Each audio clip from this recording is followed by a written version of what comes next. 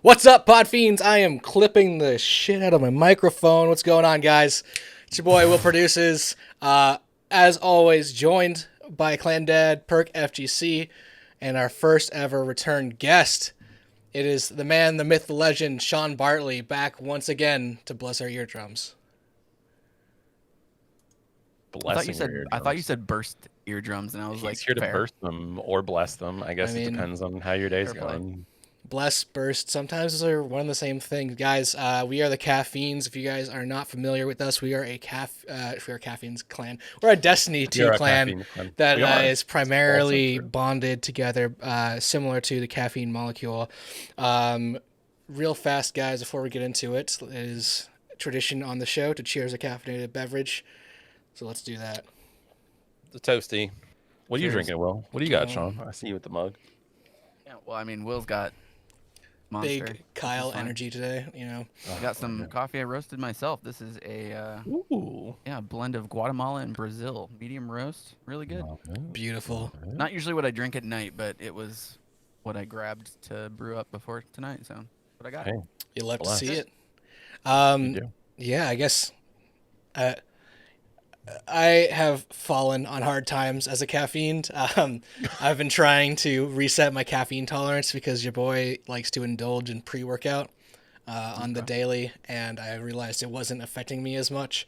So I went since like Sunday with like very minimal caffeine. I think I had like, before this Monster, I had like one iced tea and then like one matcha latte, and I was like shaking, and I was like, I couldn't do it. I gotta get a Monster. Matcha Matcha is will insane. get you. Matcha has so much caffeine. I learned about that like through my years of barista-ing. I would drink matcha, and I would just like, my heart would like palpitations. I would get all like shaken. I'm like, what is going on? I had a matcha tea, and then I did my research and realized it's just like, it's intense. It's the raw leaf, right? Yeah. So it's like pure caffeine. Well, People don't get that. I learned today, and also People Oh, you didn't know that. That's why this occurred. Gotcha. yeah, I'm a no, little slow. well, like it was just like I was shaking from the withdrawal because normally I'm just like to the wall. But guys, this is of course a Destiny podcast. We last week we had a big bombshell, which was the Xbox reveal of Stasis. This week, not so much. Before we get into that, I want to know what you guys have been grinding this past week. Sean, let's start with you. What have I been grinding this week? Man, there's a couple things that I really want. I want one of those death adders again because I just realized I learned the other day. It was the first day I realized this, that you could get Dragonfly on that apparently. Yes. So that's interesting. So that's what I want to grind for, but I haven't been running the dungeon. Right now I'm trying to get one of them swords. With the falling guillotine or whatever it is. I don't have a god roll on that yet for some reason, and I've got a ton of them, but I just can't seem to get the perfect perk on that. So Whirlwind, was it Whirlwind? Rapid hit Whirlwind. Yeah, rapid hit Whirlwind. Relentless Whirlwind, Yes. and then there's what's the version Tireless get a- Whirlwind. Yeah. Yeah, I and you mean- can get that with a choice option to Surrounded, which is my sleeper pick for that being the god roll. Your sleeper simulant pick. So yeah, I mean, yeah, that's what I mean. There's not a ton of like, we've been grinding weapons. That's the fun about this season though, is that you can like There's so much grind multiple gear. weapons. There's so much gear. Perk, how about you? I see Moose we got in the chat. Jagged Edge, Swordman's Guard, Relentless Whirlwind. We were close. There you We were close. Anyway, Honestly, this week I'm grinding a god roll, Gnawing Hunger, because my Gnawing Hunger rolls, as much as like I picked up on that gun like immediately as soon as the season dropped. I thought I had a good one. I had Zen Moment like multi-kill clip, which is great in sixes, but I've soon learned from the amount of comp that I've been playing that you kind of want regular kill clip, along with like trying out some other stuff. So I'm trying to get some perfect ones to have in the stash for the Gnawing Hunger. Hell yeah. For Good me, choice. I've been grinding that mental, son. I've noticed this thing with me specifically. I'm sure that this affects other people who play this game. And if it does affect you in this way, please let us know because you're not alone. Because I had played solo for so long, just wrote a lot of the content in the game off as stuff that I would never do. Like most of the titles, like even stuff like, yeah, I'm never gonna finish Heroic Whisper or like solo flawless a dungeon. And so just like years of that, like You won't baked finish on. Heroic Whisper. Yeah, like this is before I met you guys. Oh, Like- like- I thought this was current. I was no, like, no, no, bro. So this is like I was beginning, what? like beginning of like D2. Like I had a group that I was playing with, and like we sort of just broke apart. And then, you know, ever since D1, I'd sort of been like playing with like a handful of friends, but not a clan. Got with you guys, and like I had never finished Shattered Throne until Dan ran me through it a bunch of times, and same thing with Pit and Prophecy, and these things that I was so intimidated to get into. Like, I had this crazy anxiety and just wrote these things off as stuff I would never accomplish. And then something just clicked where I was like, I can fucking just load into these things and do them myself. So when I was running around the game, getting all these collectibles in the Dreaming City that I was like, I never thought I would do, because I was like, yeah, I'm never going to get Wish Ender because I'm never going to do Shattered Throne. And I was like, shit, I could have done this the whole last time. Yeah. And so I don't regret anything. I think the journey to that has been very illuminating. This self-esteem, like growth journey. Self-esteem. I like that. Self-esteem. Thank you for the stream title for tomorrow. I like that, actually. Low self-esteem. That's good. That's like when you're vibing, you're just feeling yourself in a stream. Dude. That's a self-esteem. We just coined a word. You're This is welcome, exciting. Internet. This is it. This is how Yeah, I'm we. feeling This is that. how we I break got through. a little Brand new tingle on the word, back dude. of my neck. I was like, Wow. Yeah, so I've been, much like a lot of our clanmates have been grinding comp to increase their rank. I've been grinding my self-esteem rank by jumping into things that I thought were off limits for me. And so I want to shout out the Caffeinds for helping me get there, because I love you guys, and you guys have been really helpful. Of course. Of course. I like that the moral of the story is that we inspired you to play by yourself, essentially. that's what clans do. Made me a Is better that how that player. works? But yeah, like, I mean, also raid leading on like the off chance where like you're not in it makes me like, specifically Perk makes me be like, oh yeah, no, I have knowledge of this game. Like I can still do this stuff. All right. Absolutely. So this week we wanted to talk about Destiny's place in the landscape of massively multiplayer online role-playing games. One of the biggest things that the team at Bungie has pushed ever since they've left the Activision umbrella is the fact that they want Destiny to be a hobby again, but also a game that has more role-playing RPG values, more abilities to tweak yourself in custom ways, the ability to express yourself. They want Destiny to feel like an MMO. So we're going to talk about how Destiny is right now, and how it compares to the titans out there, specifically games like World of Warcraft, Final Fantasy XIV, Elder Scrolls Online, Guild Wars 2, and we brought in Sean because now he's a pro Diablo 3 player. Bro, I was almost upset you didn't say Diablo. I was about to rage quit this podcast. I I was was gonna like, why'd say, you bring me on? When we were asking him what he was grinding, I was like, just tell us what you've been looking Diablo. for, Diablo. I was going to say, that's where you've been at. It's a Destiny podcast. I have to talk about the Destiny stuff. No, you're right. Well, you're not wrong. just to clarify to everyone listening, I still play Destiny. I just have been dabbling in other things. No, he doesn't. He left It's us. appropriate. I didn't leave anything. He Went left to his us. other family. I'm joking. I know Diablo that. family.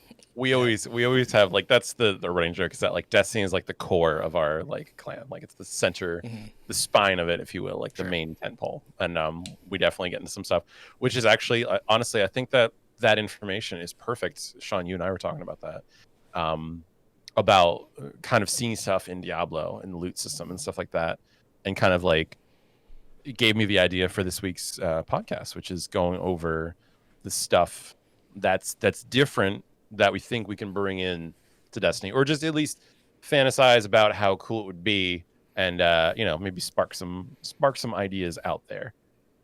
Just to get One thing the theory craft to preface this of my Diablo obsession, it was I don't remember when. I think it was about a year ago. It was either Luke Smith or somebody from Bungie did reference Diablo 3 Yeah. in a couple of the things that they were talking about in as far as like the inspiration behind building not only the sandbox, which is interesting, but on like progression through endgame and everything else like that. And I remember when I first heard that, I was just like, whoa, like it was kind of like out of left field, because I was like, wow, these are two games that I love to death differently in different ways, but like thinking about like a child of these two games is kind of surreal. So Actually, I do know a lot of Diablo or Bungie employees are huge fans of Diablo 3 and the way that the game works. So that's I good. have a little bit of information regarding that. This is actually public, like it's not like an insider thing. But back when I worked at Activision, we got wind that the team at the team that was working on Diablo met with the team that was working on Destiny 2 because they had very similar sorts of problems. Not to like jump right into the landscape of Destiny without describing it yet, but you know, the Destiny 2 vanilla launches, it's missing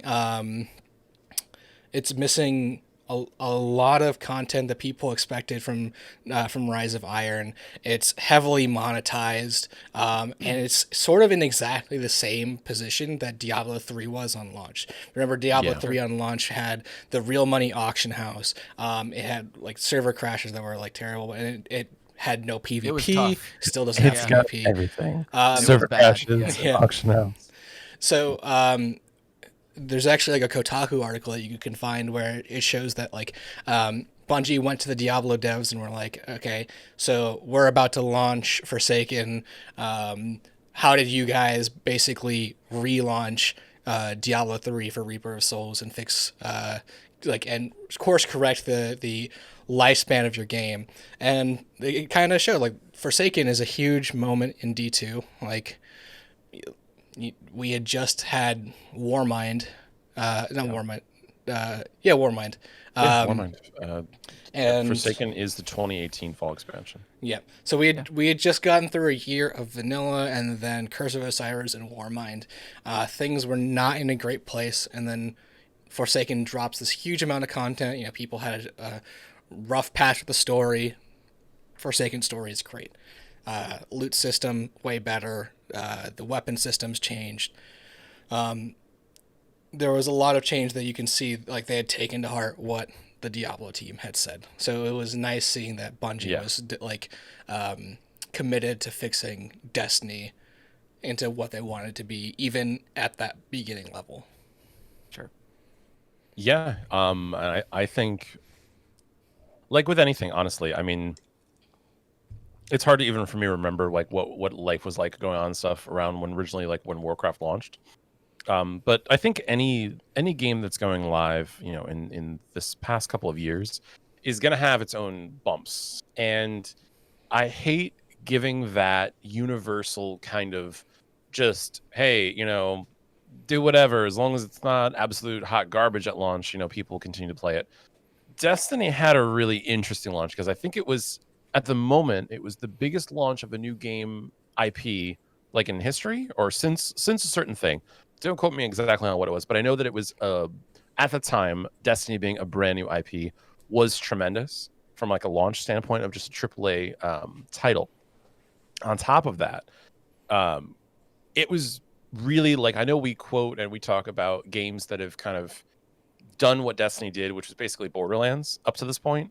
Maybe even like Arma a little bit if you want to make that argument. But really when Destiny came into play in 2014, nothing else was kind of on the scale. And I mean, even for Borderlands, they still to this day have traditionally like pretty spongy bosses that don't really have tons of like mechanics and puzzle-esque things to kind of figure out. It's sort of like taking down shields or dismantling a thing. Like when you're talking about like the mind at the end of Garden of Salvation, like there's a lot of mechanics and stuff that go on with that. The Crown of Sorrow boss fight is mechanical. Like there really is no game that has sort of put the same amount of pieces into play that Destiny has, and created that experience, right? Because there's the looter shooter aspect, and Diablo, it's something that Diablo does, I think, the best.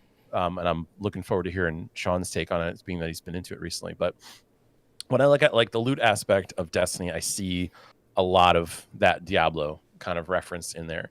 But by the same token, I see 6-man raids and how intimate they can be, and I think about almost like, to me, I like watching people do raids. I know I'm a raid like fiend. I love like sherping people through raids. It's one of my like all-time favorite things, period. But the raids in Destiny being 6-man are almost more exciting to me than something like a 25-man WoW raid or whatever they've got going on. And that, again, that's a preference. But they've really managed to kind of craft a unique little position for themselves amongst the MMOs, you know, your looter shooters or your dungeon crawlers, and things like that. So it's kind of unique. It's really, really unique. I'll say that. I'll comfortably say that. Cool. And I don't think it gets enough credit for that. I know that we always kind of toe that line, but I truly believe that it's really unique. Yeah, so. Destiny is, I mean, to say it's unique is understatement, right? Understatement. Yeah, I think the thing you were referencing earlier, Perk, by the way, was that like Destiny was like one of the most expensive game ever created at some point.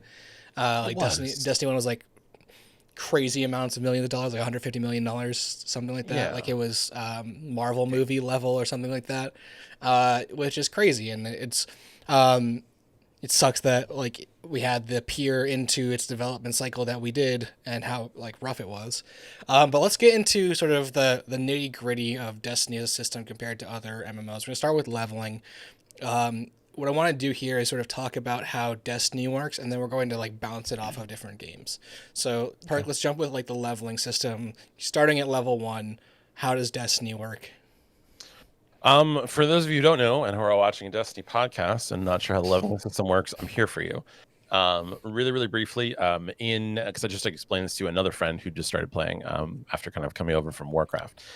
So the way that leveling works in Destiny, fundamentally being different from any other game where you're leveling your character, you're kind of just getting better gear as you level in Destiny. Like your character, you have your abilities, you have your melees, you have your grenades, you have your supers, and different things like that. But you are questing to get more and more higher powered gear that is infused with the light of the Traveler, which is where we originally got our light level from, and then it became our power level. But it's basically gear that when combined together and averaged out represents a value that you dish out and take in a game of Destiny based on the enemy and the difficulty of, or based on the level and the difficulty of the enemies that you're fighting in any specific encounter. So that's leveling in a nutshell. Doesn't really have an XP system. It's really just to do with loot and how much you can loot and how much you can acquire and different things like that. Well, there is a 0 to sort of like 40 grind, right? They basically kind of like will stop you from getting too good of loot along the way, but it is essentially not anything that you have to worry about at all, realistically. It's actually at the current point in Destiny, it's a non-factor. Because you just kind of play the game when you start out, and you just get there.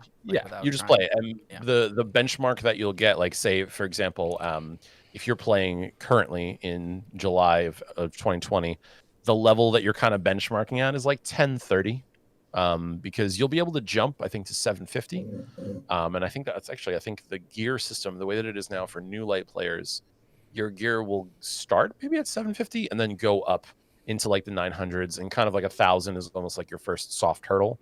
And then once you kind of get into the 1030 range is when you can do basically the most difficult new activity, which is the dungeon.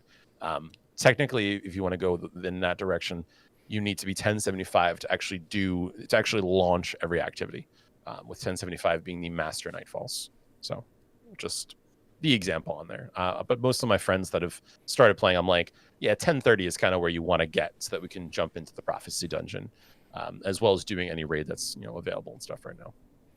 Yeah. So let's start comparing it to the Titans that are out there. Obviously, WoW has a very similar. I mean, it's got like 15 years of game to play there. A lot of they've got leveling zones specifically. So unlike Destiny, where your race doesn't really matter how you start the game, there's leveling zones where you pick a race in your class and you just straight up quest through the zones. I think that's one thing that Destiny lacks that would be, I don't know if it would be interesting. Like there's no quest givers outside of the tower except for like the vendors. You know, there's not really enough characters for that to be a way that Destiny tells its story, and I'm not really even sure that it would really fit in the vibe of the game being this like post-apocalyptic thing. I was gonna say like it was fun. I like Go ahead, Sean. Tell me. no, I like I'm thinking of first of all I got flashbacks of like Cosmodrome coming back, and I remember in D1 just running around out there. Like I would literally just go there for fun, right? Just like hop around and do whatever. But I'm like thinking how cool it would actually be.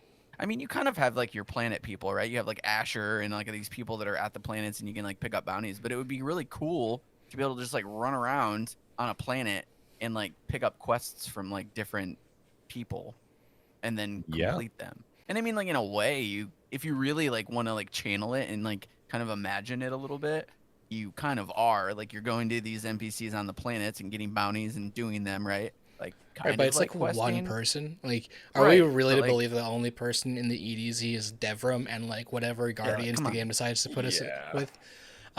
Which technically is cool. Like it is and isn't canon. There's a lot of lore of like all of these caravans of people, like Saint 14 bringing people to the tower, Lady Ephrodite leaving the tower to be a pacifist and helping people like move to and for. Like we hardly ever get into the city with the people at like to a point where the game's almost sort of like Truman Show level of like, is this real? Like how do we know that these people exist? So sure, it's a totally different storytelling to go with a converse aspect and converse part of that. I just started playing Final Fantasy 14. Oh, did you? Because we have to start playing together. It's, I was gonna say what?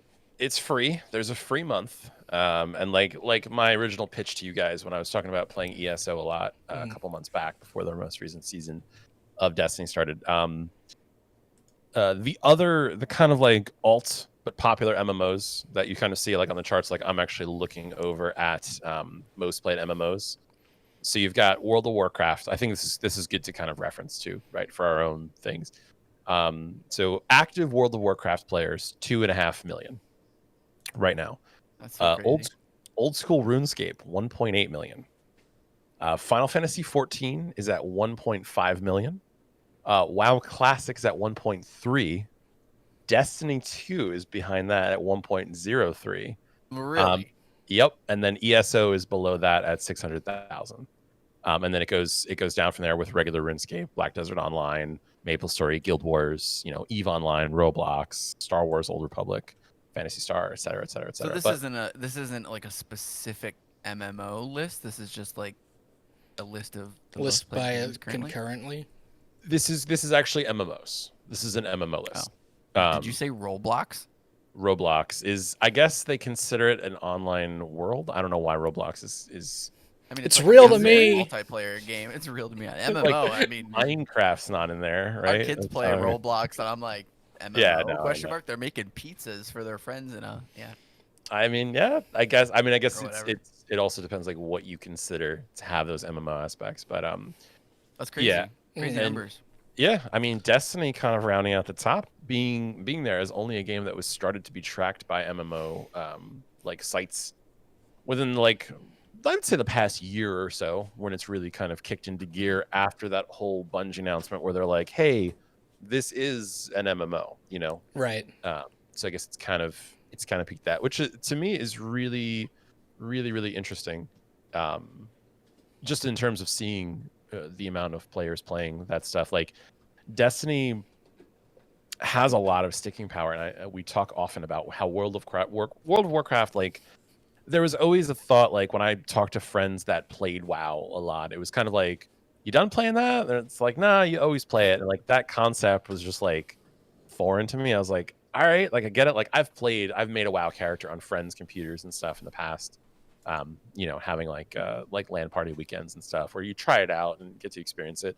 I was never a WoW guy. I don't know if maybe it was the fact that I couldn't really continue my character, or the fact that as a kid I didn't really have a way to pay monthly to stay online for Warcraft. Yep.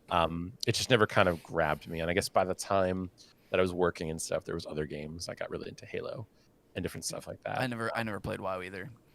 Yeah, like it's one of Yeah. those things where I think if you're like, if you've been into it, or if it's been kind of a background thing in your whole life, it's never going away. And I almost feel like as long as Destiny gets produced and as long as there's expansions and stuff and like a team dedicated to it, I almost feel like Destiny might be one of those games that just kind of people always play. Our forever game. Really though, like I initially thought about, I was like, man, Destiny's going to be a 10-year project, so that's going to be great for those 10 years. But like, what do you do after that? What do you do? For hobby of things in life? Like we're all gamers, right? But comparatively, like, and Sean, this might be skewed for you with Diablo, but realistically, like of all the games that you've been buying and stuff the past few years, like, what's the percentage of time that you've spent on Destiny versus those games? Like, genuinely curious for you guys. A lot more. Right? It's almost Yeah. It's almost like very, very, very fractional comparatively. And I play like a lot of fighting games, and I'd say that's probably my number 2. But after I'm done working and stuff, like it's kind of, I would almost rather jump into Destiny, get a little stuff done, and kind of like progressing my overall character, rather than do a bite-sized section of a new game or something like that. I almost would rather those games. And I think that's connecting it back to the point. I feel that's almost the goal of MMOs, is to give you that something that you can always play. And I was watching Dado's most recent video on the questions that he gets asked a lot about Destiny, and this resonated for me. They were like, well, why don't you, would you ever play WoW or something like that? And his answer was great, and it's how I've been feeling. It's like, for a game on that scale, Destiny hits a sweet spot where you don't have to dedicate your whole life to it to like be good at it. You can be good with friends and pass on information to each other, get everybody on the same page, and get to do a raid. The level of commitment, and I always use my friends who just started playing as an example. They played for about a week or so, and they were ready to do raids. Like, there was no like, hey, here's your assignment for the next month, and you're gonna need to go and do this before we're gonna be able to go and get you through raids and different stuff like that. Yeah. So that's one of the things that I love about it in terms of like its impact, where it sits amongst other MMOs and different things like that. Well, I've never played. Oh, go ahead. I just said we should compare that to WoW in general. Like, some of my best friends, they're in these big WoW guilds, like some of the biggest like pushing guilds on their servers. A lot of my coworkers run this esports industry guild on Smolderweb. I don't know WoW servers anymore. But literally, my best friend Sean, his entire 9 to 5 is work, and then 5 to like 9 in the morning the next day is he's the guild master. He manages everything. He has like spreadsheets of every person in the guild, what their like professions are, what they can craft, what their class is, and then like manages the sign up sheets for like their raids and stuff, which is like this huge, incredible undertaking. There's something really interesting to me about WoW in that its raids can be of that size and that complexity. Like the 25-man raids are like, they're uninteresting to a lot of people, but to me, like, having been in those in retail WoW, like those are a lot of fun. I wish Destiny had something like that. Oh yeah, like a 9-player or 12-player raid. So that is something. Let's talk about that. Let's talk about the dungeon and the raid aspect for a little bit. One, I think we're going to at least get one of those at some point in Destiny's future, and here's why.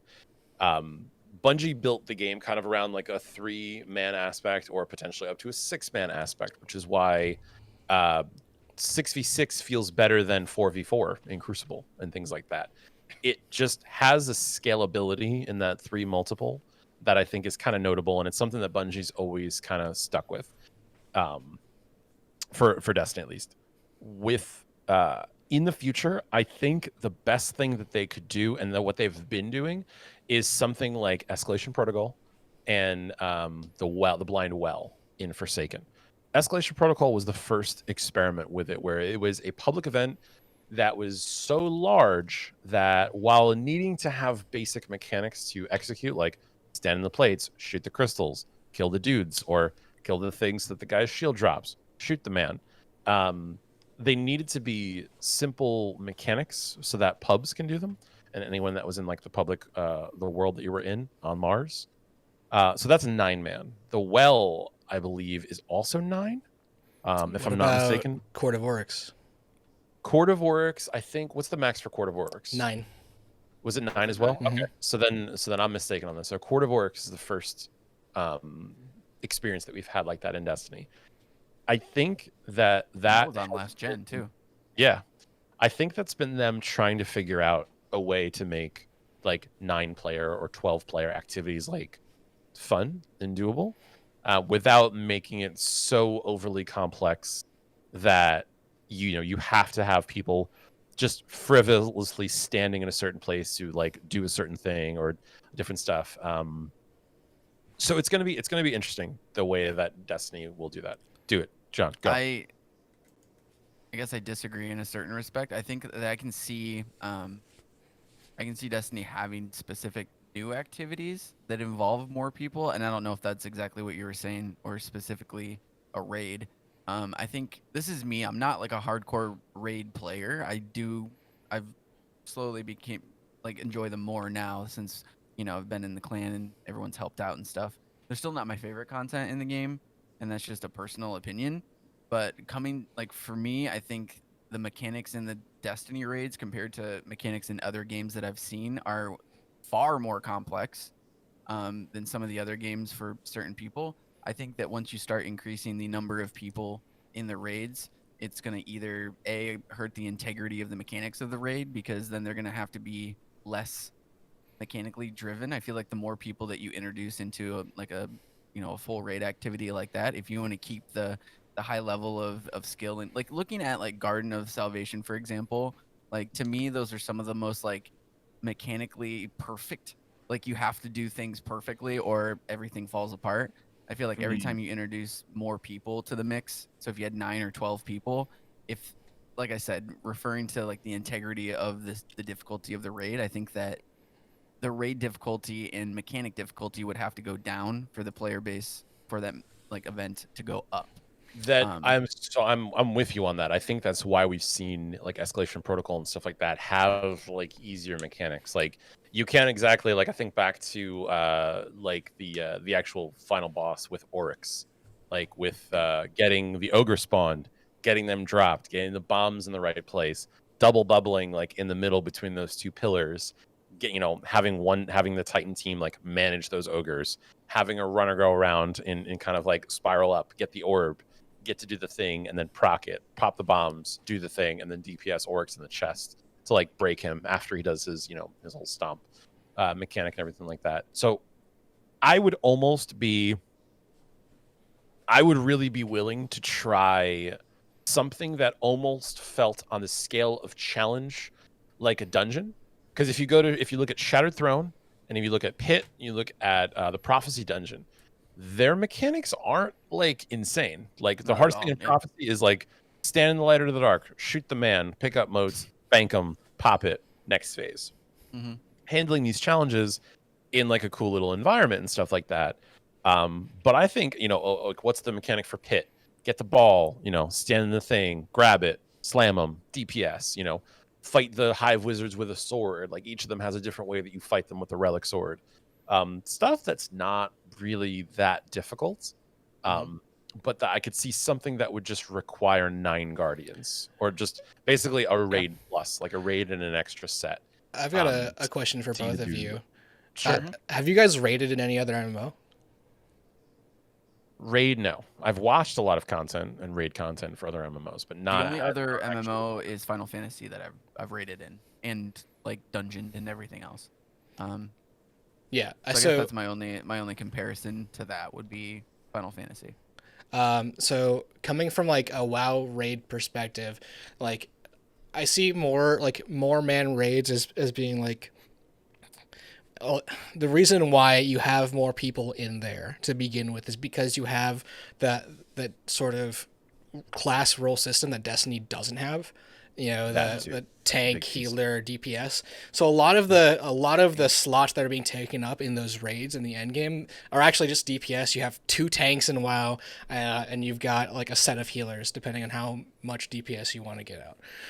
And so the mechanics in these encounters in these raids in WoW, there are like a lot of new encounters that are mechanics based, but they all come down to like, okay, we're going to be doing this, we're going to be doing this, we're going to be doing this, and this frees up our DPS line to basically be damaging throughout. Whereas like Destiny's like, all right, we like all of us have to do all of this one thing, and then we sit down and we shoot the guy. Yes. I was explaining it to my friend Safe, if he's watching this. He's a huge WoW player. He has like multiple characters on multiple accounts on multiple servers. Like the one, like it was hilarious. He couldn't even add me on Steam because the only thing he's done, and he's played on PC forever. I had to add him on Steam because he's never even bought a Steam game because all he plays is WoW. So when he was like at Destiny, he's like, "What class do I pick?" So I was like, "So there's like tanks, scouts that are really agile, and then there's like mages." The mages are kind of like they can play as glass cannons or healers. Tanks can play as like the Titans can play as like a tank or like a DPS. And then I was like, the scout class kind of plays as crowd control or just DPS. And I was like, by the way, everyone's DPS and everyone has to heal themselves and like spec into that with armor for like recovery and stuff like that. So I was like, you're kind of everything, like in Destiny. Like your weapons are the DPS part of you.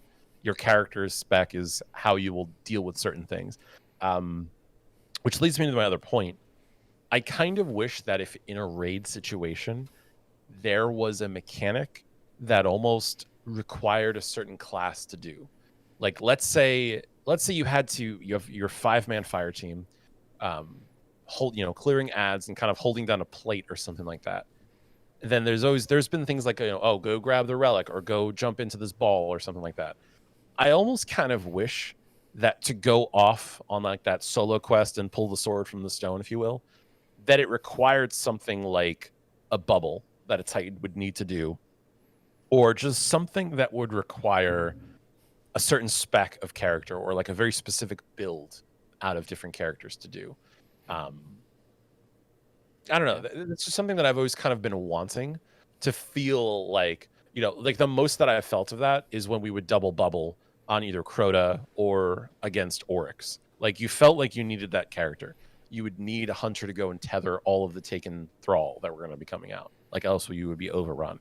It kind of did need those different classes and those different elements to come together to make that raid happen. And of course, as time goes on, people get leveled up and stuff like that. You don't necessarily need that to be the case, but exactly like you were saying with WoW, where there's like, you're doing all this work to get the DPS line to be able to do their DPS.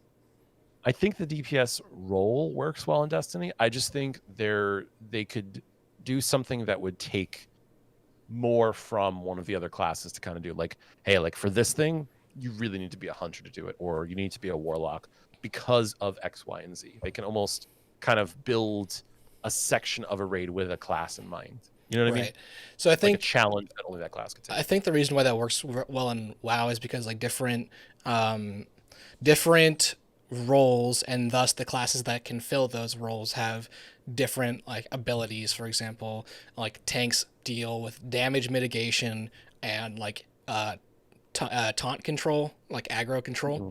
Yeah. So like if those were introduced into specific subclasses, like hell yeah, I'm all about that. Right now the game isn't really built for that, and I think that it's to its own detriment because realistically, like when we do our raids every week, when we do like our garden pinnacles, functionally there's almost no difference between me playing my warlock or my titan.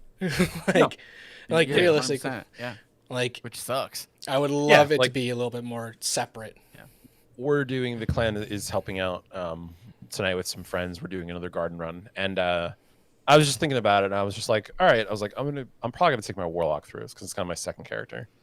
But I was like, you know what? If there's enough warlocks, I'm gonna jam the hunter because I don't have the hunter gear. I like playing the hunter now recently with the more comp that I've been doing. But yeah, like that's sort of the thing too. And I mentioned it to my friend Safe about that. I was like, it really depends on your experience, like your jumps and the supers that you could do, and the stuff that kind of comes out. Like, it doesn't make sense to explaining Destiny's leveling system that we went over, and also its like encounter system for needing a specific class. Like, I was looking at a guide last night for who to make for Final Fantasy 14. Like, what do I want to be? Like, what are these You're playing base Warrior. classes? You're playing Warrior. I was playing Warrior. Why? Called it. I know Perks. Why? I Why, know. why does everybody have to put me in a box? I just like playing the man thing that make boom. Oh, Only can you guess what I played in Final Fantasy? I bet you can. Black Well, Mage. maybe. Actually, Lancer? no. Is it Lancer? No. Ooh, okay. We can't guess. Is it? Archer? Summoner. It was Summoner. Mhm. Okay. Nice. Okay. That's one of the you can go from Conjurer, right? To Summoner? Yeah, so it's like it's similar to Destiny. You kind of have like in Final. You already know this, but for people not like that don't know about it, it's you kind of have like subclasses in a sense. Kind of like Destiny in Final Fantasy. So you can kind of change on the fly of like I can be the reason I like mine is because I can kind of change on the fly from being like a DPS to a healer. Like which if I want to run dungeons very quickly, I will queue them as a healer, which is how it goes in every MMO pretty much. You know, it's crazy that you mentioned that, because until I played Elder Scrolls, I had no idea that was a thing. I was like, we all just play together. We all just jump in the queue, right? Dude, I was pissed when I first started playing Final Fantasy because this was like about 6 months ago. It was about the start of quarantine, and I was like, I need something. And Destiny was kind of in like a weird spot. I was like, I need something that I can just like focus on, right? Because the world was burning and everything was crazy. And I'm like, Final Fantasy. So I started learning so much about this. In the first like rock that I hit, I was like, I went to do a dungeon and I waited for 20 minutes. And I'm like, dude, I can't do this. Like, if I have to wait 20 minutes to queue for a public dungeon, like, I'm not going to play this. And literally someone's like, oh, well, you're probably DPS, right? And I was like, well, yeah, that's what I'm. And they're like, oh, Sean. Oh, summer child. We don't do that here. So I learned really quickly that, but That's the spoiling, is like you probably queuing for Vanguard strikes. You're like, oh, we'll just get to two nerds in like a second. Like, it won't even be like anything. Like, we just send me some bodies. Like, whoever. Like, we'll do it. To be honest, I could solo this. I really don't need anyone else. Yeah, exactly. Like, I mean, just come here. Just shoot anything. Go to a lost sector. Do a quest. I don't even care. So yeah, that was an interesting thing for me, and I would almost hesitate to think that doing dungeons, if we had to queue as roles, if that ever became a thing, I honestly don't. As much as I would like it and as much fun as that would be, I don't think that that's a good thing for Destiny. And I think that slight ambiguity, not ambiguity, that's the wrong word, that slight irreverence for what role you are is almost a benefit for the game. Because whatever you feel like playing, you get to just jump in and do. You don't have to worry about, do we have a healer? Am I going to be able to sustain my DPS? Am I going to get healed enough? Is there going to be a tank? Are they going to be any good at pulling aggro and like all these other things? You get to just roll up and just do it. That's actually a huge point. Destiny community is super non-toxic when it comes to like doing things you get queued into, like with some exception. And Final Fantasy 14 is actually a very nice community because they'll teach you how to do all the dungeons. Yeah. Dude, you queue into a WoW dungeon, you don't know how to tank it, you will get lit up. Like, it is... Yeah. It has been, like, crazy toxic leveling in that game.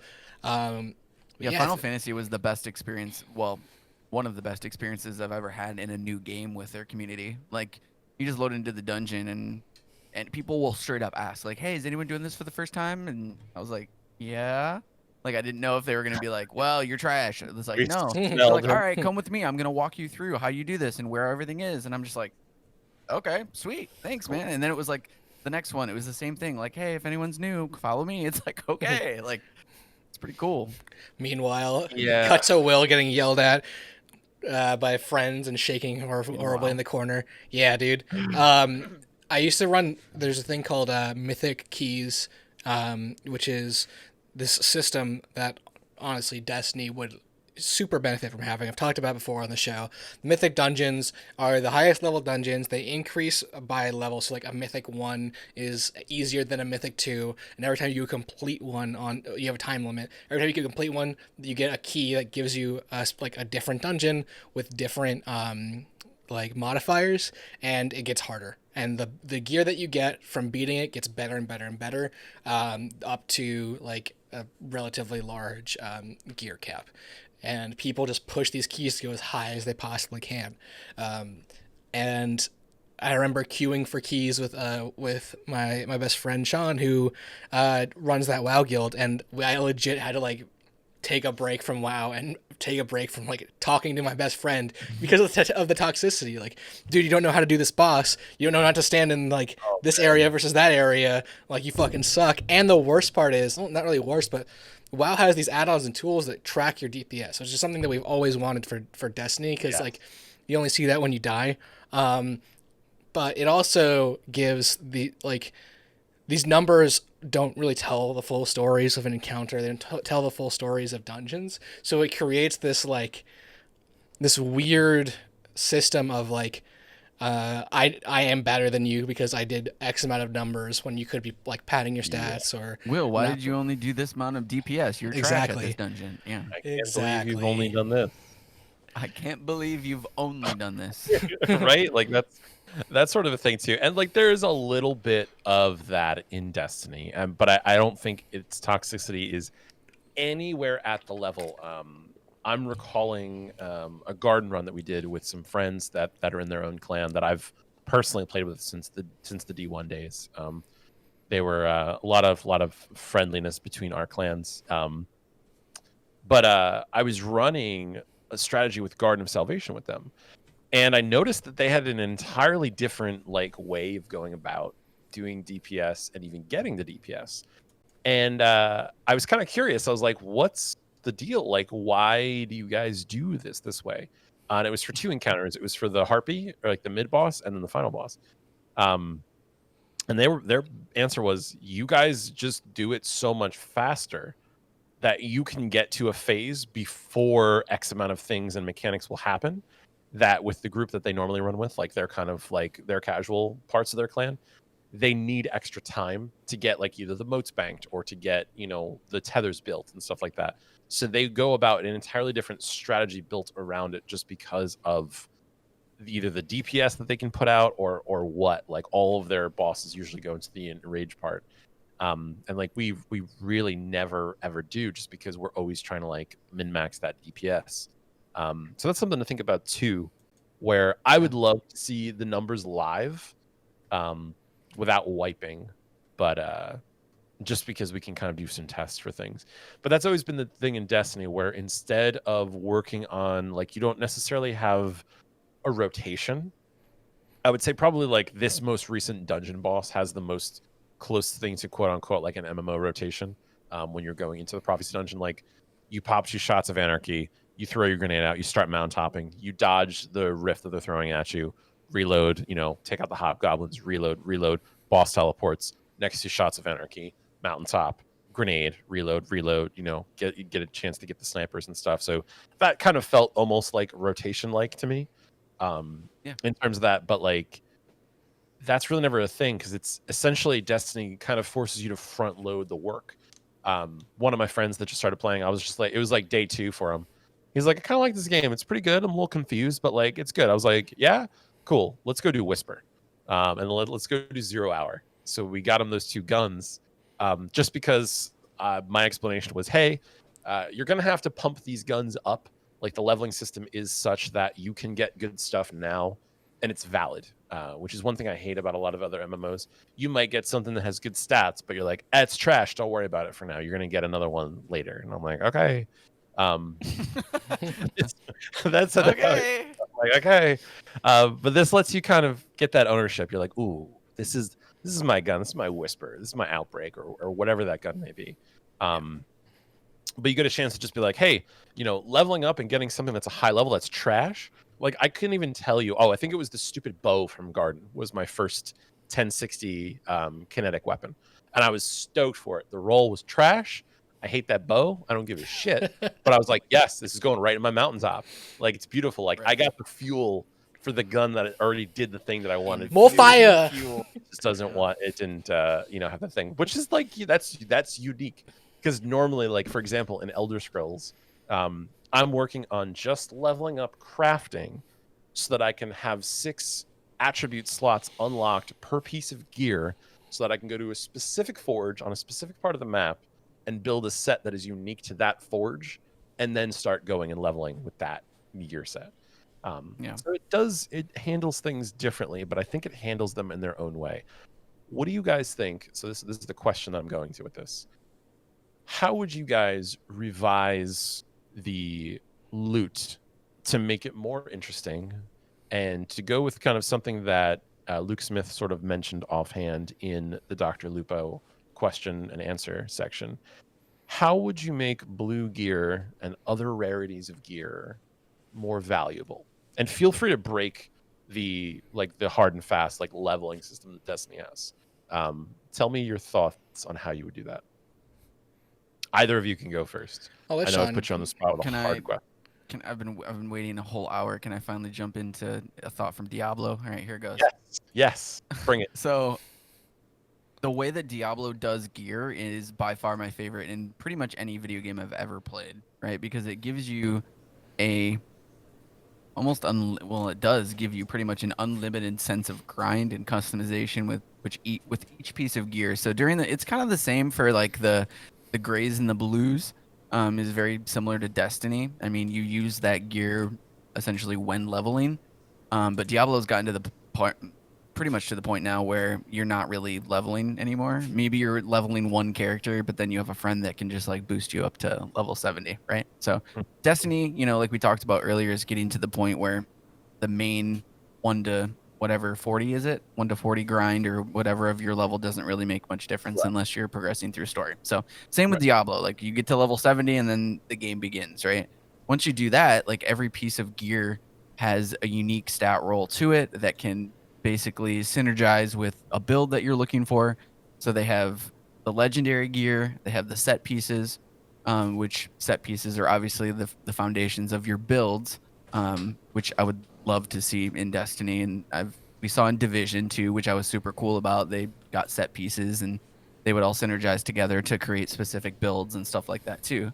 I would love to see raid sets. I would love to see PvP sets in Destiny. I've always talked about that, having a specific set of gear that synergizes together and maybe causes grenades to do something cool, or your super to do something extra, like something like in Diablo, right? Like your sets do things. They create more damage for specific things in your build, like different abilities that everyone gets and everyone can use. But if you have this specific set, your critical hit damage is increased by 3,000, right? And that's why you spend hours and days farming for these gear sets, because they do this cool thing.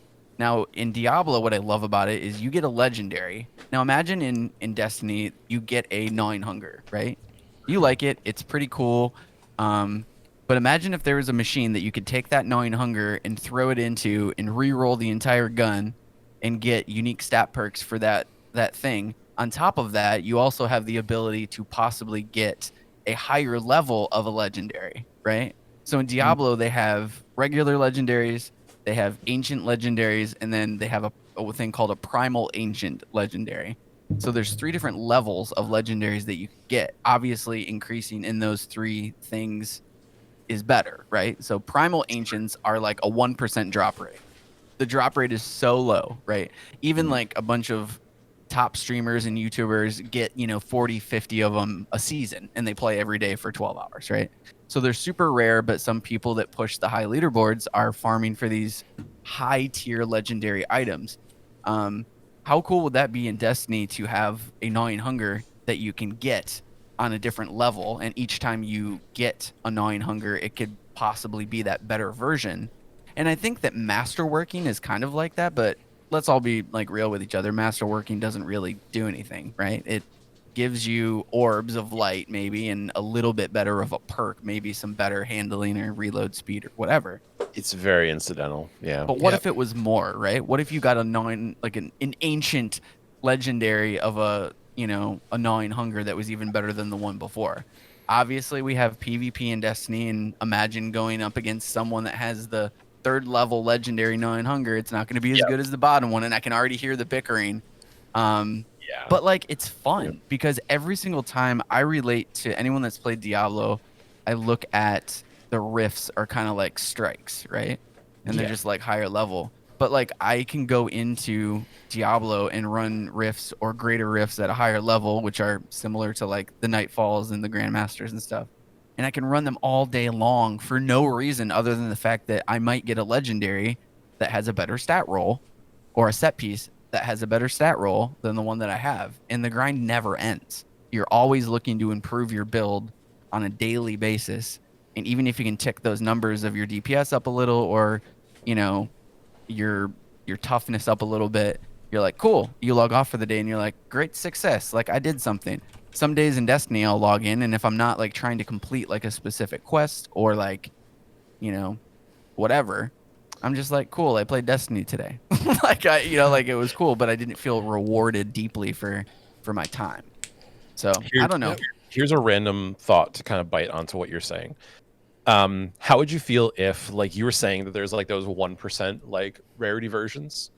How would you feel if there was a 1% drop rate anytime that you dropped a legendary piece of gear? It would come with a catalyst, whether it be a gun, a helmet, gloves. It had like a catalyst version. That'd be sick. Yeah. And let's just say that kind of our like little thing is like, you get a piece of gear, you're like, ooh, it's got the stats that I like, and ooh, it's already got a lot of energy, so I don't have to spend as much from my stockpile to get it to have all of the mod slots that I'd want it to have. What if there was a catalyst version of that? What if you could get a dire promise with a catalyst, and maybe that catalyst, in addition to masterwork, maybe that catalyst did a little something that was bonkers, like, I don't know, changed its. I mean, maybe I was going to say something like as drastic as changing its rate of fire, but I think that would fundamentally break a gun. Do something like adding another perk, right? Like, what if there was technically, because the way that the perks work now, we've got either sights or barrels. That's like our first column. We've then got like round or magazine types. You can get like, drop mag or accurized rounds. You've got that. And then you've got your kind of like personality perks like rangefinder or kill clip. What if there was a third like personality perk? Because let's just say that the masterwork kind of assists the barrel, either whether it be good handling or good range or whatever you would want to kind of min max on the gun. What would be the case of having another like perk like that? So let's think about a hand cannon, for example, right? This is something, Will, I want to hear what you say in a second, but let me just get this out before I lose it. What if you had rangefinder, kill clip, and then something like killing wind or something like that? Or maybe not even letting it be a damage perk. Maybe let that be, actually, killing wind is perfect because I don't think killing wind does damage. I think killing wind does handling, reload speed, and ADS, right? Draw speed or something like that. ADS or something like that. There's some stats on it that killing wind does. It's one of the new perks. Yeah. Almost having it just be like that icing on top, where it's still, you still got to roll it with the perks that you want, but it's got that catalyst on there too, something that just makes it different. Or a hand cannon that can roll with like 20 rounds in the mag or something just silly that might not even be so game breaking, but would just be cool to add to something. Do you guys feel like that would be enough? Would that make armor interesting? Would that make guns more interesting than they are?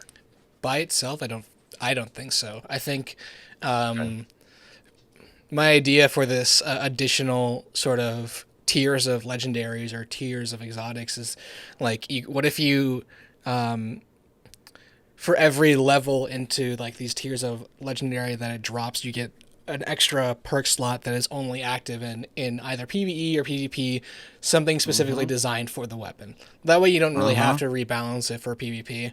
And you can get something broken that like your dragonfly does like 50 meters of explosion or some shit like that. Give us some weird ass experimental stuff, and then stuff that drops from Crucible can have Crucible specific, more balanced tuning based perks that drop alongside that can either be enabled in PvE or disabled in PvE, and then that way you would have a pathway to farmable gear that is stronger, but then also doesn't break the game in the other parts. I think for me, if we're talking about weapons, like that, having those levels would be cool. But for me, like when I think of armor, I think that's really where the most work needs to be done.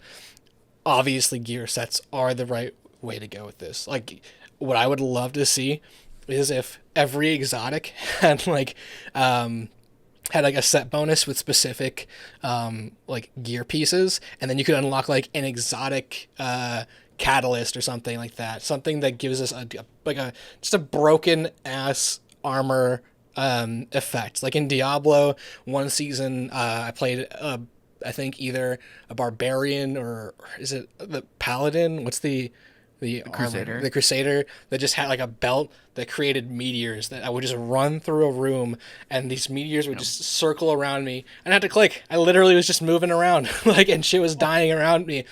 Yeah. For easy content, like, why not have these really interesting and almost like broken things you can throw on, especially towards like the end of a game's life cycle. You can always just nerf those into the ground the next season, which is what Diablo does. Sure. So, and they make it relevant so that, like, if you were running that belt and it was part of it probably was, I'm assuming, part of a unique build, right, that you had, that next season, that build is going to be trash because they want you to be able to not only, like, try out different builds and farm for different sets and stuff like that, but they keep the game fresh by rehashing their own content with dope shit, like making other sets super strong or adding unique perks to specific sets, right? So that brings that's kind of, I kind of prompted that question because I wanted to see how you guys felt about that. I think by the fact that, like, adding a catalyst to the gun, like what I was mentioning, the fact that you guys both said it wouldn't make it more interesting is actually what I was looking to see. And I think that's the fact that the perks on the guns ultimately aren't as interesting as they could be. And I think that there's a lot of room to kind of change that. And to add on as well to the gear sets that you guys were talking about, set bonuses and stuff, I'm familiar with that from Elder Scrolls. Here is the thing about that, though. If you have the like a set bonus, to me would be something like the Warmind cells from last season, right? And the mods. Mm-hmm. I almost feel like they do that with the mods, but the armor sets are in a place where, especially now, they're going to be filtered out into like obscurity within about a year from acquiring them. Yeah.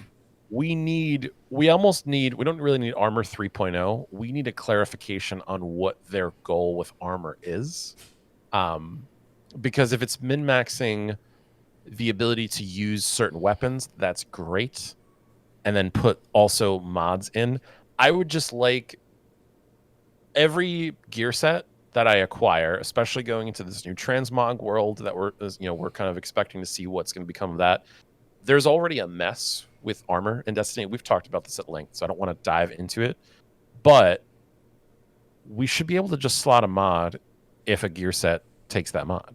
It shouldn't be, well, you had to be between this year and this month and this season and this to be able to get a gear set that runs it. It's just like that mixed with the fact of like, oh, great, so then potentially I might not have enough mobility or enough intellect cooldown if I have to go with a gear set that can accommodate these mods.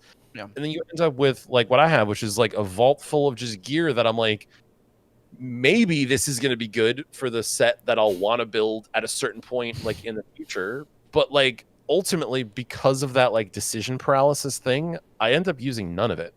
Mm-hmm. I use the gear that has mobility, that I make it all void because I only run like grenade launchers, like Anarchy and Mountaintop, and then I switch the perk slot for when I have to use Whisper on like a DPS run for like a raid. Well, legendary gear in Destiny doesn't have anything that matters on it.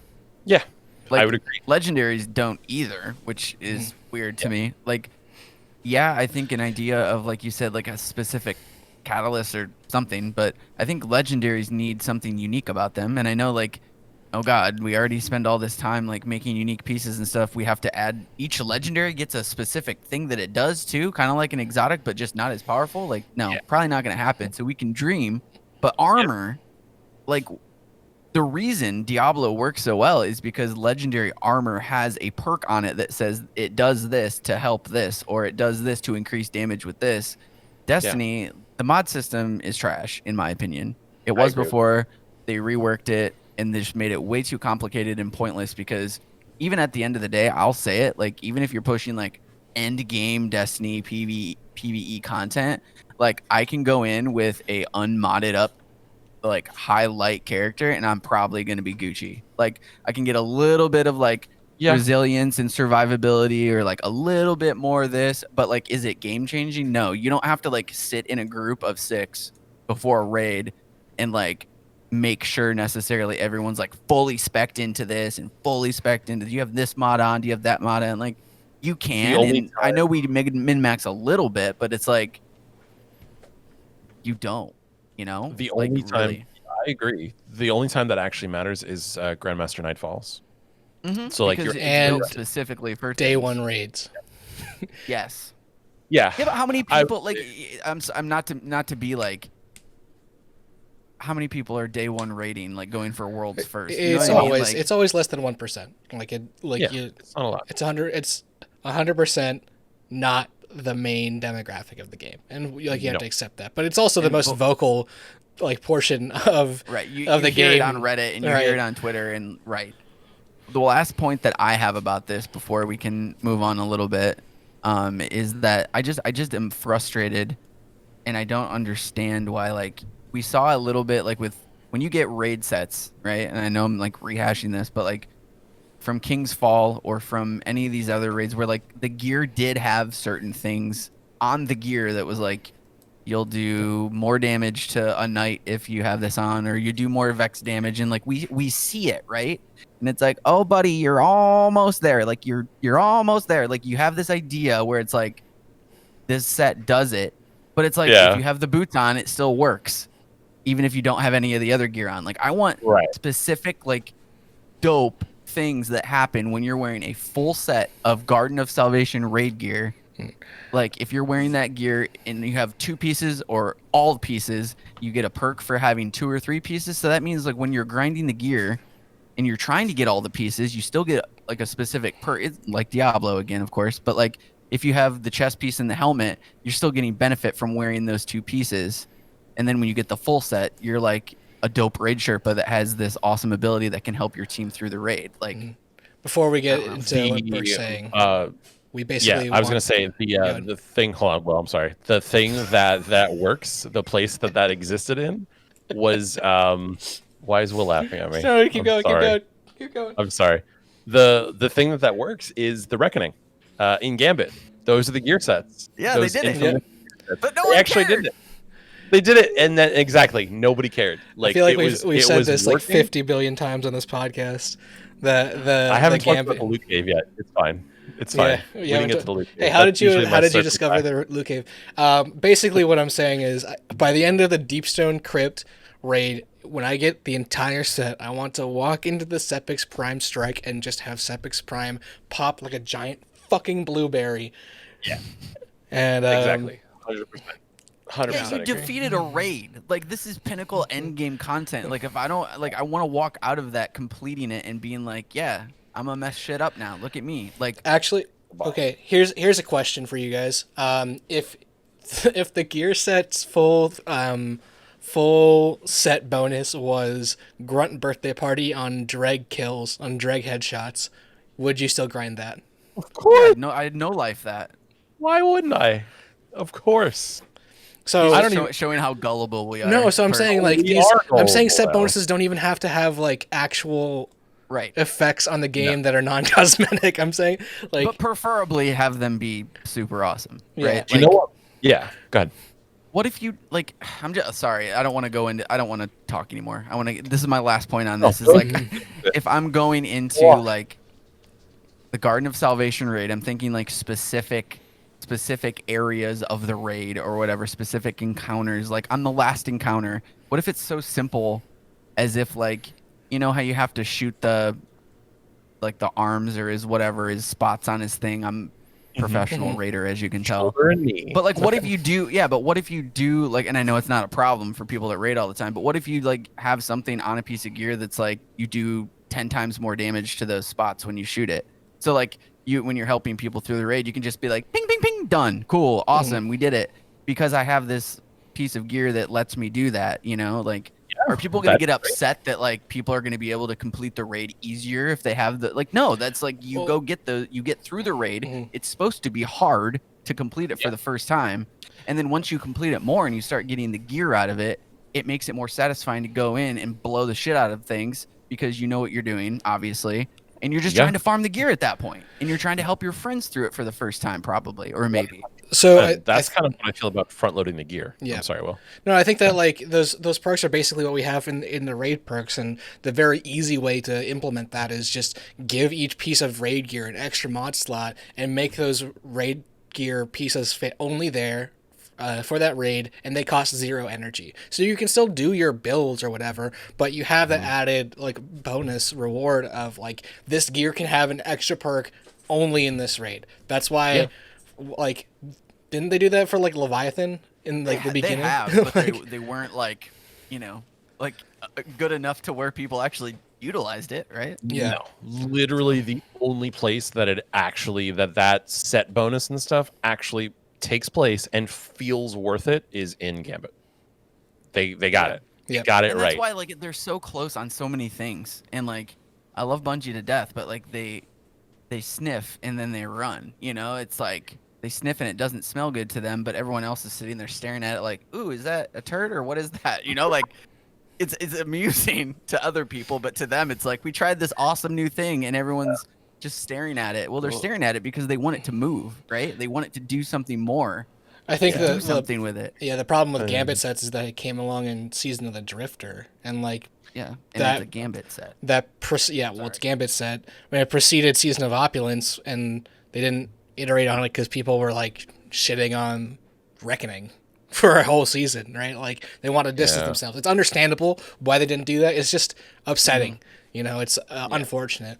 Let's move on to PvP in MMOs.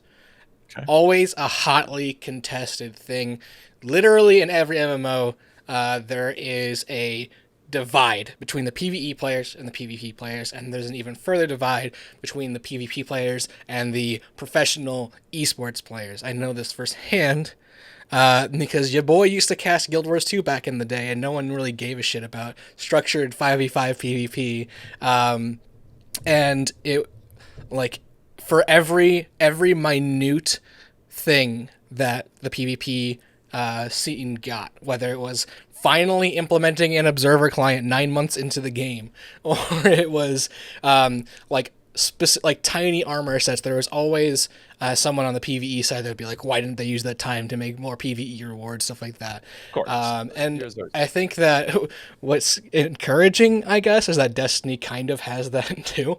Like there is such a thing as a PvP player, there is such a thing as a PvE player, and where they meet in the middle, there's a lot of people who do both, but there are very vocal camps on either side. So just by that sort of toxicity level, congrats guys, we made it. Yeah, I mean you're not wrong about that. I guess I've actually played a good amount of PvP in Elder Scrolls because that's kind of been my MMO of choice, and I'm making my rounds. I definitely want to chomp off on Final Fantasy while there's really no commitment to it. That's kind of why I jumped into ESOs, because there really was no commitment. Final Fantasy does, which is why I was hesitant. Destiny now doesn't, which is why I've seen like a number of friends who never touched it before coming into it now, because there's literally no risk, right, at all. So in that little experience that I've had playing PvP, generally what I've found is it is a mode that no one really takes that seriously, but it gives a good amount of XP boost for leveling new characters, or just getting materials and stuff for your existing account. It's relatively easy. It's not that painful, and you're doing the core thing in the game just in an arena. So your levels and your gear and stuff like that are going to matter pretty sizably. And some classes are just always in rotation going, oh, well, for this expansion, if you're using a Stamsork, like they're really, really strong, different things like that. And we've had an experience like that, like Warlocks have been OP, Titans have been OP, Hunters have been OP. They've always had a rotation of stuff where there's just a subclass that's just bonkers, right? But for me with Destiny, I look at PvP in a different light just because I think the game's roots are obviously in Halo. And Halo had two parts. Play through the campaign and then do it on like Legendary, with friends and stuff if you want the challenge. And then you play like multiplayer. It wasn't even called PvP back then. So it was almost a minority, I feel like, of players, and I'd actually be interested to see the data on this. There was less players that didn't play PvP in Halo than did. Do you know what I mean? That was almost the game's core, was the multiplayer, as opposed to Destiny. So.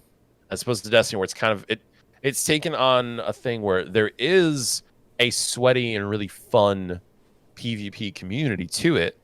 But I think your casual players are a large majority of them are just playing for the PvE aspect. Unless they're forced into PvP with quests. Interestingly enough, despite there not being a requirement for quests, this past Iron Banner was the most entered and most played Iron Banner in D2's history. Why do you think that is?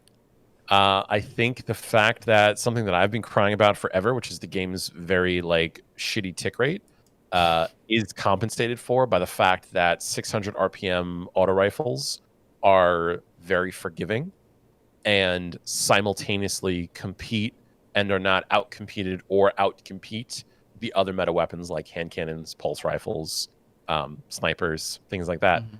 Everything kind of, by and large, aside from scouts and fusions, everything kind of works right now. I think it was mostly just, and I'm not discrediting what you're saying. I think that's completely part of it. I think it was also just because right before, Iron Banner happened was the huge reveal of the next 5 million years of Destiny. Yeah, and so I think there was a huge hype factor going on with Destiny at that point, and everyone wanted to get their pinnacles in, and Iron Banner is essentially free pinnacles now that it's super easy to get those bounties done. Yeah. And I think everyone really does people are more willing to jump into a auto rifle meta and play PvP with their friends for fun than getting smacked by the same weapons every single time they go in. I very much agree. And I've been playing a lot of comp recently. The last 2 weekends, we've been kind of getting into it. And I know a lot of folks are sort of kind of all right, we're waiting for Mountaintop and Recluse to kind of get Sunset and stuff, or just to see less of it, especially in trials, obviously, where it's going to actually matter to be Sunset, right? Yeah. But for me, someone who was in D1 a very big PvP player that I did not really play a ton of PvP in D2 until they kind of changed things over back to the 6v6. I love the fact that it's connection-based matchmaking. There's no skill-based matchmaking now. The game feels better. It just feels better to get it. Even if I'm getting stomped and we're getting rolled by another team, it's just so much more enjoyable. Because I'm going to go into a game like that and be all right, well, shit, I'm just going to get some good kills. I'm just going to have some fun by this, fighting against this really good team. And my blueberries are, staring at the sky and stuff. I'll take this time to just enjoy myself. And because the connections are good, I can actually enjoy myself. Sure. Going off of that ideology and kind of moving back into MMOs and PvP, with Destiny, I think that over the last couple months, especially since, I was grinding really hard at the beginning of the season, and I just had to fundamentally tell myself that I just wasn't going to take, I'm not a sweats or player, and I'm not I'm not going to try to go flawless every week and that kind of thing. So if I just, take the mentality of PvP, I want to go into it to have fun and not take it super seriously. I've had a lot more enjoyment out of PvP from doing that, and I should have done that long ago. But I've been developing this mental state that I don't think Destiny's ever going to be quote unquote, super competitive or MLG or any of these other things people say. And I think we're starting to see that. And even the devs have been we're not going to take away from the integrity of, Destiny PvP because you're supposed to be crazy and whatever. As long as the connection is good And as long as they need to do something obviously about cheating, but that's not part of this. What in other, MMOs is when it comes to like balancing like PvE and PvP, I don't have a lot of experience with other MMOs as far as like how that goes. Like, do they in like World of Warcraft, for instance, is it all one big sandbox, or do they do PvP and PvE separately? And on top of that question, following up is like, do you think we would ever see that, or would you ever want PvE and PvP to be separately balanced? I don't think it's possible, but anyways, Will, I guess you can answer. Start with that question. So, yeah, in WoW, there's like a separate balancing, very slightly, of PvE and PvP. I think the game that did this the best is actually Guild Wars 2. What they did was, as soon as you entered, like, there was an area called the Mists that you would go into. The second you entered it, you are max level with like stat templates, and you can just fuck around with your build at no cost. You could buy basically awesome PvP weapons that like every weapon was more or less the same stats, where your build was what mattered, and it mattered in PvP, and skills had different like values, or some were just straight up disabled in PvP. And the main game mode of Guild Wars 2, at least at the time, was like a 3-point captured domination. So like every 5 seconds, your scores would tick up based off of how many points you captured on the map. So it really played heavily into very tanky characters who could just stay alive on points and keep the fights going on forever. At least it was when I was in the game. For like interesting things for like when I was doing WoW esports at Blizzard, was there were some items that like heavily affected PvP that no one saw coming. So they ran not a private server, but like a competitive server. So if you qualified for like the cups of like the Arena World Championship, you were given access to this tournament realm. And so that tournament realm had vendors for all of the end game gear you would have had to grind, that you did grind for in like the live version of the game. So you can just very quickly get all your gear. But a lot of that high-end shit had very low drop rates because it comes from raids, because it comes from these like high-end activities. So there was a period of time where we saw this trinket. I think it was called the Veiled Eye, where people were not dying ever in PvP. And so these games that normally went around 15 minutes would go for like 30 minutes to 45 minutes a game, because no one realized that there was just an item in the game that just stopped you from dying on a cooldown. And that was in PvP. Or sorry, it was in PvE that no one really got their hands on. So I think this goes to say that you really do need to balance PvE and PvP separately. It takes more effort, but it is inherently worth it if you want your game to have a competitive atmosphere. I think Bungie is in an interesting position because you have things like Trials, you have things like Comp that say like Destiny has the capability of being competitive, but like they haven't really pushed it as hard as they did with like Halo, which had like MLG playlists built in. And so I would love to see Bungie do more things competitively with Destiny. I would love to see the beginning of an esports scene. I would love to see a spectator interface in private matches, which we learned was not a thing this weekend. I feel there's certain aspects of that I feel like would be fairly easy to, and this isn't me coming from like a developer side, but like just ideology like of how to do it would be to just kind of do it like Halo, right? So like have a certain set of weapons that people can use in a certain, even if it's just one mode, right? Like being able to like use these 6 weapons, and then like everyone would be on the same stat level playing field kind of thing. But when you look at their future 10. And what they want to, what's that? Or like a pick 10 like Call of Duty has. Yeah, like you can exactly points. But like I think more and more as time goes on, like I said earlier in the show, like I don't think their mind is in that realm, right? I don't think they want to do that. I don't think they want to go competitive, because I think that they want this to be more of a, like Luke Smith said, like a, an MMO RPG. Like that's Well- I think they're and it doesn't mean they can't have PvP Mhm. like every other game does, but it's like if they would have done the whole competitive thing, they would have probably done it by now. I feel like. Yeah, I don't think we can say that like Bungie doesn't want it to be competitive. I just don't think it's like the main priority of Destiny has been course correcting a lot of stuff. Like the main I feel like game. they're still course correcting to this day. I mean, ever since the launch of D1 even. Like that's sort of been the story of Destiny. So like it's understandable that like they haven't really had time to be like, okay, let's focus on the competitive ecosystem of this game, because it's always been a story of like remixing the game so that it is actually the game they want it to be.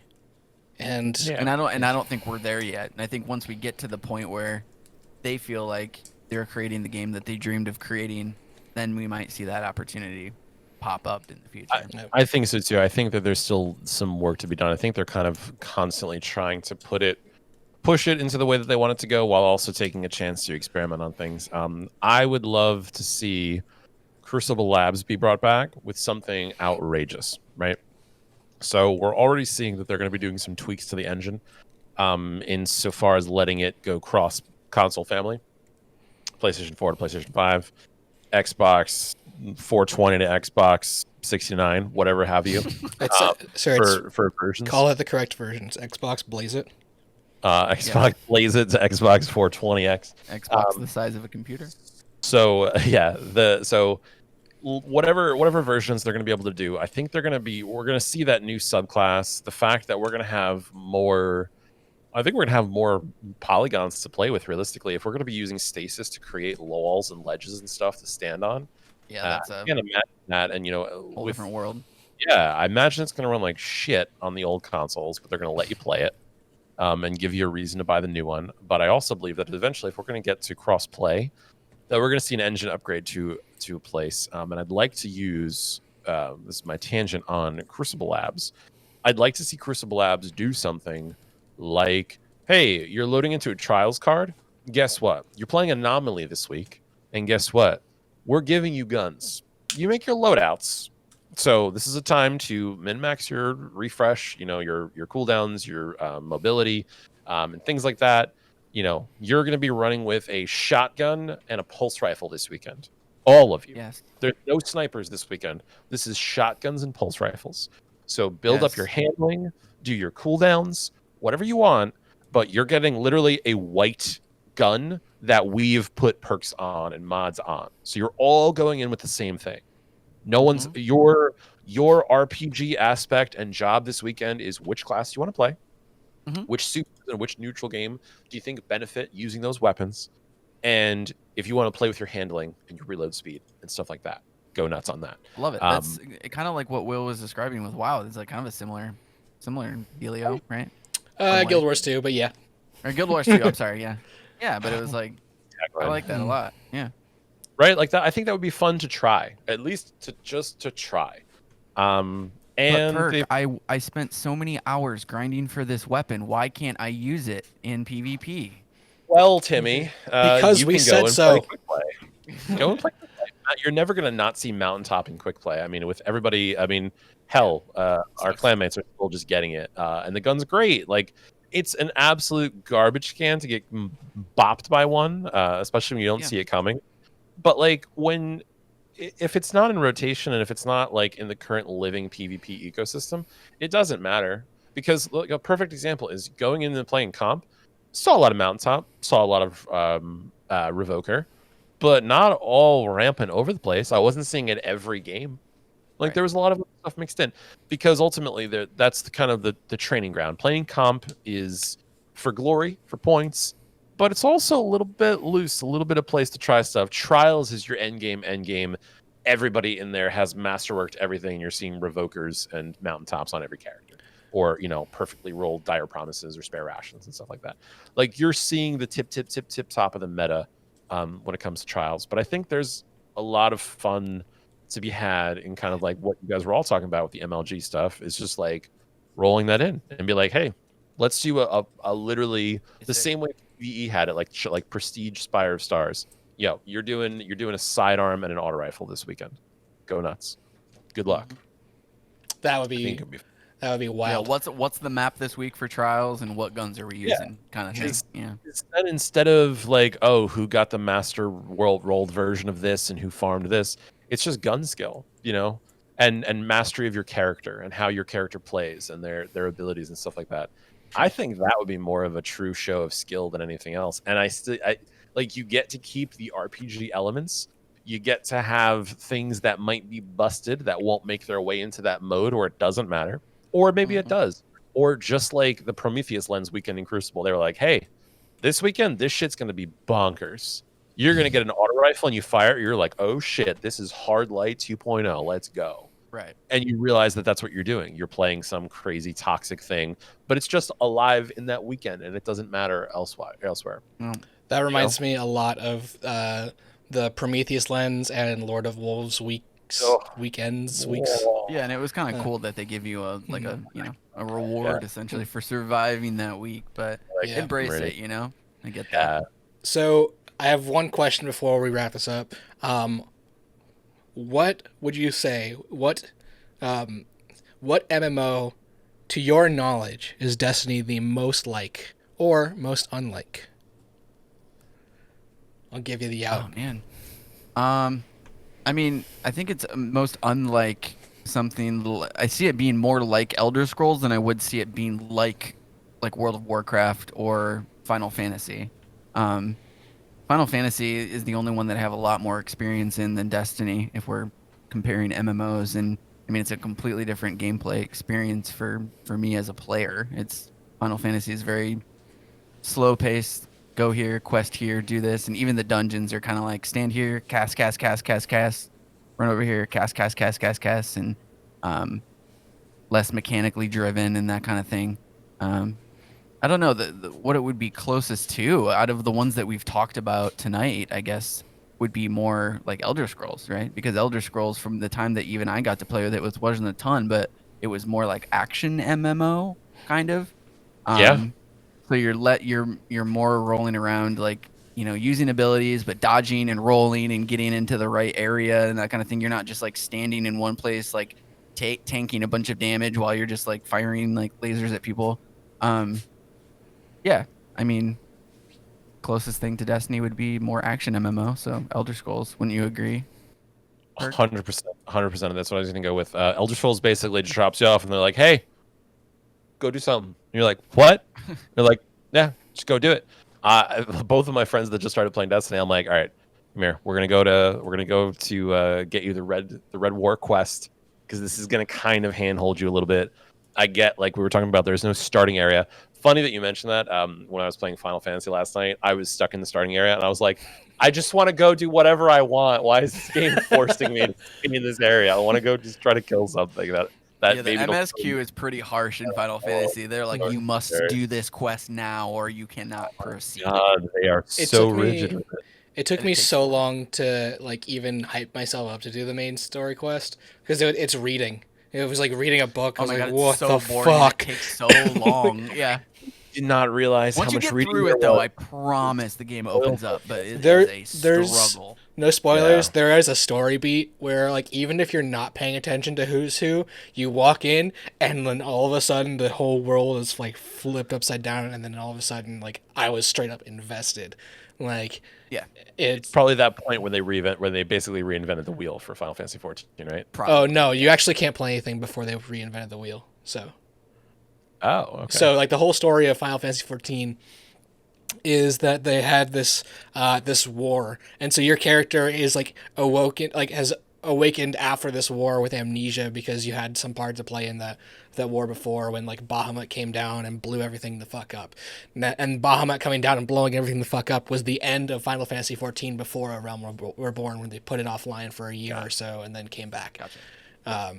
Which is the most baller move in all of like game design, in my opinion. But I think for me, Destiny is most like The Division, because The Division just straight up copies a lot of Destiny. It does. And also Diablo, through their interactions, you can kind of feel a lot of those looter shooter type things, least like ESO, I would say. in my opinion, because Okay. ESO is so much more freeform than Destiny. They drop you in, do whatever the fuck you want, be whatever class you want, go between whatever weapons you want. Destiny's a little more rigid in your class structure and in what you need to do. Very, very interesting for sure. Yeah.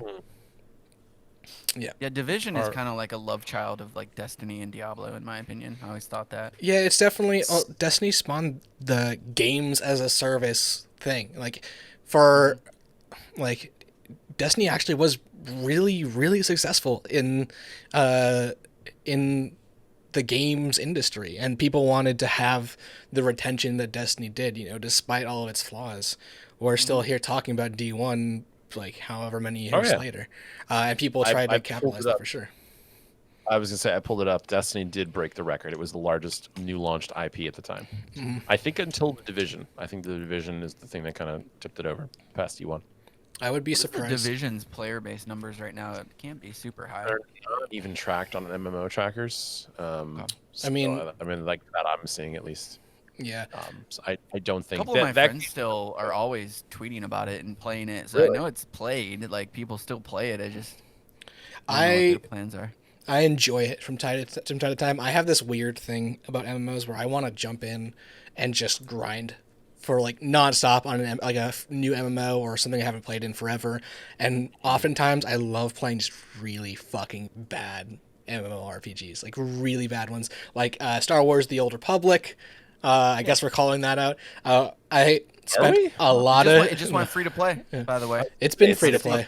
But it was on Origin. It was on Origin. Oh, it just moved to Steam then. Yeah. Because everyone's talking about it now all of a sudden. I played a shit ton of Battlestar Galactica Online, which if anyone has ever played that, whoever's listening to this, if you've played that, I feel your pain. Star Trek. Lord of the Rings Online? Have not played Lord of the Rings Online. I wanted to try that one. Kevin plays that. Played a bunch of Star Trek Online. Star Trek Online is really oddly good. It has like almost no right to be as great as it is, but it's also very janky and so just obtuse and arcane in all of its systems. That's like these MMOs that we're talking about represent this dark side of MMORPGs, where we complain about Destiny having like 2 new currencies a season, where like these have like 1 billion currencies and like 50,000 upgrade paths for things that you have no idea what the fuck you're looking at, and you have no path to understanding the end game if you're like a new player at all, unless someone takes you under their wing. So, I mean, at least Destiny is not like that. I mean, Destiny is a very approachable action MMO. Yeah, like. Realistically, like Destiny is, for all intents and purposes, Destiny is my first MMO. It's the first one that I really cared enough about to get into. I couldn't get into World of Warcraft, and I didn't have a frame or a lens to look through a game like Elder Scrolls or Final Fantasy until playing the insane amount of Destiny that I have. Where we're min-maxing, we're running raids left, right, and center constantly, and helping other people run through raids and different shit like that. Like, I didn't really have any reason to, or my eyes weren't really opened to it until I played. It's all about perspective too, I think. Perk, like, we don't realize, like, I don't think, yes, Destiny has kind of less to it than World of Warcraft or whatever, right? Yeah. But you also, until you start teaching new players or start talking to, like, I'll talk to like coworkers or friends about Destiny, and I'll just start like, and then I'm like, geez, like, this is a lot of shit. Like, if you drop someone down with no friends they would have no idea where to start in Destiny. And even with currencies and vendors and like, there's a lot to it. Just like any other MMO, it's just like we've literally gone through D1 and like morphed through the process. And so it's just comes naturally to us, but like there's still a lot to it, and it still has that MMO mentality in Destiny where it's like there's a ton of shit, and I don't know where to like do this or do that or get this or get that. Like, I agree. Oh yeah, and I think that's why it's worth comparing. I think that's why it's worth kind of getting into. And I think the action concept is one of the things that I liked so much about ESO, is that you're definitely casting while you're moving, whereas in WoW and Final Fantasy, there is a lot more standing still, which is its own part of the depth. But it's just something about the same way that Kingdom Hearts feels different than Final Fantasy, 8. You know what I mean? For the combat, like they're both good games. You both like them, but when you got that freedom to move around in Kingdom Hearts, hear me out. No, Because it's like you both like them. It's a strong. You're okay. All right. You know what I mean. You know what I mean. Like they're both games that have their fan bases, and when you get that freedom of, or here it is, Final Fantasy VII remake, where to compare to original Final Fantasy VII. There you go. You like them, right? But running around as Cloud and switching between your cast and your party feels so uniquely different than just waiting for their ATB gauge to fill up so that you can give them another command for them to enter that kind of in the queue, right? There's just something about it, like a further connection that I think I get with the characters when you get to go and move around in the area like that. Hell yeah! Let's wrap this this show up, guys. Let's do it. We went long. So Clan Affairs this week, member of the week, Mr. Wong, Peter Wong. He got his mountaintop. Got his mountaintop. He's the first back-to-back recipient of Clan Member of the Week. But congratulations, Peter, on getting the mountaintop. Congratulations. You done it. Congratulations. You done it. Cries. But yeah. And he is actually going to be he refused to use it until we raided, so we're going to be doing a raid following the podcast, so I'm excied. Are you going to stream it here? Get you to use it. We're not going to stream it. We're just playing offline. We're doing it with some. It's actually going to be half our clan, half of our friendly clan, Guardian Down, and we're going to be rolling through with them. Hell yeah. Doing some stuff. Shout outs to them. Speaking of streaming, though, our weekly schedule is up.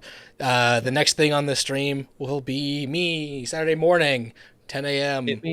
It me. I don't know what I'm doing yet. Sean will pick it up that evening, though, Saturday evening. Sunday Fun Days is off for the week. Jared's going to a wedding. Monday, Comp with Lucas, a.k.a. Ixlock, is at 9 p.m. Eastern. Tuesday, Resets. That's Perk. 7 p.m. I will hopefully have my new camera by then. Hopefully. And then hopefully. Wednesday... I got my new camera today, but I didn't get the thing to set it up, so it's just sitting here, and I didn't get to do anything with it, so that's fun. Now you get to shoot sick content with your GoPro, dude. Got me a little GoPro right there. Nice. Is that a Hero 5? Little tiny dude. This is a Hero 8. Oh! Yeah, dude. We got a Hero 8. Hard. So you got to get a capture card to get that. I already have a capture card. Apparently, for the 8, funny enough, I need the unit that it sits in, the media unit, so that I can send HDMI out to my capture card. So there's not even a mini HDMI on the side of it, like the 7. Nope. Rip. Because the new one is 4K and has the ability to be used as a webcam, but the webcam functionality only works on Mac OS and not PC yet. So caught between usually both. the other way around. That's confusing. I know, dude. Right?